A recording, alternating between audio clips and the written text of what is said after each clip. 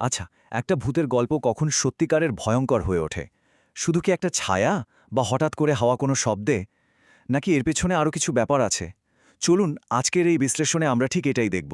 একটা হাড়হিম করা গল্পকে ব্যবচ্ছেদ করে বুঝব কিভাবে ভয়কে ওই গা ছমছমে অনুভূতিটাকে ধাপে ধাপে তৈরি করা হয়। তো যেই গল্পটা নিয়ে আমরা কথা বলছি সেটার একদম প্রথম লাইনটা দিয়েই শুরু করা যাক। দেখুন, শুধু এই একটা লাইনই কিন্তু পুরো আবহটা তৈরি করে দিচ্ছে। এমন একটা জগৎ যেখানে কোনটা সত্যি আর কোনটা কল্পনা, সেই ফারাকটাই যেন মুছে যাচ্ছে। বেশ, তাহলে চলুন গল্পটার ভেতরে ঢোকা যাক। গল্পের মূল চরিত্র হল বিশু, আর তার সাথে আছে ও ৩ বন্ধু। ওরা সবাই মিলে ঠিক করে ওদের এলাকার একটা পুরনো কিংবদন্তি সত্যি না মিথ্যে সেটা যাচাই করে দেখবে। কিংবদন্তিটা কি নিয়ে? বীরভূমের এক কোনায় পড়ে থাকা একটা পুরনো জমিদারি বাড়ি নিয়ে। লোকে বলে অমাবস্যা রাতে ওই বাড়ির আশেপাশে যেই গেছে সে আর ফেরেনি। আর বিশুরও ঠিক করে এই কথাটাই ভুল প্রমাণ করবে। তাই তো ওরা ওই বাড়ির দিকেই রওনা দেয়। এখন আসন বিশ্লেষণ করা যাক গল্পটা ঠিক কিভাবে ভয়ের বীজ বুনতে শুরু করে। প্রথম আর সবচেয়ে জরুরি যে কাজটা করা হয় সেটা হলো একটা পরিবেশ তৈরি করা। এমন একটা পরিবেশ যা গল্পের চরিত্রদের বাইরের দুনিয়া থেকে একদম আলাদা করে দেয়। এই ব্যাপারটা কিন্তু খুব ইন্টারেস্টিং। খেয়াল করে দেখুন, ভয়ের প্রথম সংকেতটা কিন্তু কোনো ভয়ঙ্কর কিছু দেখানো নয়, বরং খুব সাধারণ একটা জিনিসকে কেড়ে নেওয়া হচ্ছে। বন্ধুরা যেই না বাড়ির গেটে পৌঁছালো, অমনি ঝিঝি পোকার যে সাধারণ ডাকটা শোনা যাচ্ছিল সেটা হঠাৎ করে চুপ। এই যে অস্বাভাবিক ভারী নিস্তব্ধতা, এটাই কিন্তু বিপদের প্রথম ঘণ্টা। আর সময়টা ঠিক রাত 12টা। এটা তো ভূতের গল্পের একটা ক্লাসিক কৌশল, তাই না? মাঝরাত মানেই যেন অশুভ বা অলৌকিক কিছুর সময়। তার মানে কি দাঁড়ালো, গল্পটা কিন্তু এর মধ্যেই একটা ভালো ভূতের গল্পের প্রথম নিয়মটা খুব ভালোভাবে পালন করে ফেলেছে।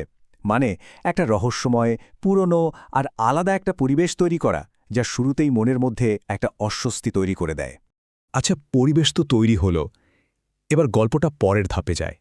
এখানে শুধু চোখে দেখার ভয় নয়, আক্রমণটা আসে আমাদের বাঁটি ইন্দ্রিয়ের ওপর। আর ঠিক এই কারণেই ভয়টা অনেক বেশি বাস্তব মনে হতে শুরু করে। প্রথমেই শব্দ, ওপরতলা থেকে ভেসে আসছে নূপুরের আওয়াজ, ঝম ঝম ঝম। শুধু যে আওয়াজটা অদ্ভুত তাই নয়, ওটা আস্তে আস্তে সিঁড়ি বেয়ে নিচের দিকে নামছে। বোঝাই যাচ্ছে অদৃশ্য কিছু একটা ওদের দিকেই এগিয়ে আসছে। এরপর আসে গন্ধ। সিঁড়ির দিক থেকে হঠাৎ একটা পচা মাংসের মতো ভয়ঙ্কর দুর্গন্ধ আসতে শুরু করে। আসলে গন্ধ কিন্তু আমাদের মস্তিষ্কে খুব গভীর প্রভাব ফেলে, আর পচা কিছুর গন্ধ সেটা তো সরাসরি মৃত্যুর ভয়কে মনে করিয়ে দেয়। আর তারপর স্পর্শ, হঠাৎ করে পুরো ঘরের বাতাসটা যেন বরফের মতো ঠান্ডা হয়ে গেল। তাপমাত্রার এই অস্বাভাবিক পরিবর্তনই জানান দেয় এখানে এমন কোনো শক্তি আছে যা স্বাভাবিক প্রাকৃতিক নিয়মের বাইরে। দেখুন, এটাই কিন্তু ভূতের গল্পের দ্বিতীয় মূলসূত্র। ভয়টা শুধু চোখে দেখার মধ্যে সীমাবদ্ধ থাকছে না। অদ্ভুত শব্দ, গন্ধ আর ঠান্ডা অনুভূতি ব্যবহার করে গল্পটা ভয়কে একদম হাড়ে মজ্জায় পৌঁছে দিচ্ছে। তখন এটা আর শুধু কল্পনা থাকে না, একটা শারীরিক অভিজ্ঞতা হয়ে দাঁড়ায়। তো এতক্ষণ ধরে ভয়টা যে একটু একটু করে জমছিল, এবার সেটার বিস্ফোরণ ঘটার পালা। গল্পের ক্লাইম্যাক্স মানে আতঙ্ক যখন তার একদম চূড়ায় পৌঁছায়। হঠাৎ সেই জমাট বাঁধা নিস্তব্ধতা ভেঙে বিশুর এক বন্ধুর গলা চিরে একটা চিৎকার বেরিয়ে আসে। কিছু দেখার আগেই ওই চিৎকারটাই বলে দেয় যে ওরা এমন কিছু দেখে ফেলেছে যা ভাষায় প্রকাশ করার মতো নয়।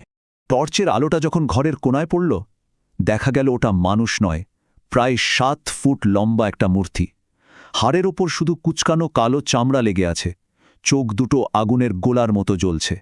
আর তার হাসি, সে কি হাসি! মানুষের হাসির মতো নয়, যেন কানের কাছে কেউ শুকনো ডাল মোটমোট করে ভাঙছে। আর ওরা যখনই পালানোর চেষ্টা করল, তখনই বুঝতে পারল সব পথ বন্ধ। ঘরের সব দরজা ধরাম করে নিজে থেকেই বন্ধ হয়ে গেল, আর দেওয়ালের উপর ফুটে উঠছে একের পর এক রক্তাক্ত হাতের ছাপ। পালানোর কোনো উপায় নেই। কিন্তু ভাববেন না, গল্প এখানেই শেষ। অনেক সময় কিন্তু আসল ভয়টা শুরু হয় ভয়ঙ্কর ঘটনাটা ঘটে যাওয়ার পর, যখন পেছনে থেকে যায় এমন এক রহস্য যার কোনো সমাধান মেলে না। ঘটনাটা ভাবুন, বিশু আর ওর বন্ধুরা তো বাড়ির ভেতরে আটকা পড়েছিল, তাই না? কিন্তু ওদের যখন জ্ঞান ফেরে তখন ওরা গ্রামের বাইরের একটা কালভার্টের ওপর। মাঝখানে কি হয়েছে, কিভাবে ওরা ওখান থেকে বেরোলো, কিচ্ছু মনে নেই। এই যে স্মৃতি থেকে মুছে যাওয়ার সময়টা, এটাই কিন্তু সবচেয়ে ভয়ের। আর সেই রাতের অভিজ্ঞতার একমাত্র প্রমাণ বিশুর পিঠের উপর 5টা লম্বা গভীর আঁচড়ের দাগ। গল্পে বলা হয় এমন আঁচড় কোনো মানুষের পক্ষে দেওয়া সম্ভবই না। এটা একটা অকাট্য শারীরিক প্রমাণ যা বলে দেয় ওই রাতে যা ঘটেছিল তা কোনো মনের ভুল বা স্বপ্ন ছিল না। তাহলে পুরো ব্যাপারটা থেকে আমরা কি বুঝলাম? এই গল্পটা কিন্তু ভয় তৈরির 3টে প্রধান কৌশলকে খুব সুন্দরভাবে ব্যবহার করেছে। চলুন সংক্ষেপে সেই 3টে পয়েন্ট আরেকবার ঝালিয়ে নেওয়া যাক। 1 নম্বর, পরিবেশ তৈরি। একটা নির্জন, পুরনো আর রহস্যে ঘেরা জায়গা, ঠিক এই জমিদার বাড়িটার মতো। 2 নম্বর, ইন্দ্রিয়ের ব্যবহার। ভয়টা শুধু চোখে দেখানোর নয়, শব্দ, গন্ধ আর স্পর্শ দিয়ে অনুভব করানো। আর 3 নম্বর, এবং খুব গুরুত্বপূর্ণ, একটা রহস্য রেখে দেওয়া। গল্পের শেষে এমন একটা প্রশ্ন রেখে যাওয়া যার কোনো উত্তর নেই। এটাই কিন্তু মনের মধ্যে সবচেয়ে বেশি গেঁথে থাকে। আর এই গল্পটাও ঠিক সেখানে আমাদের ছেড়ে দেয়, একটা ভয়ঙ্কর প্রশ্নের মুখে। বিশুর পিঠের ওই আঁচড়ের দাগগুলো আজও কেন প্রতি অমাবস্যায় টকটকে লাল হয়ে ওঠে? উত্তরটা কেউ জানে না। আর এই না জানা ভয়টাই বোধহয় সবচেয়ে ভয়ঙ্কর, তাই না?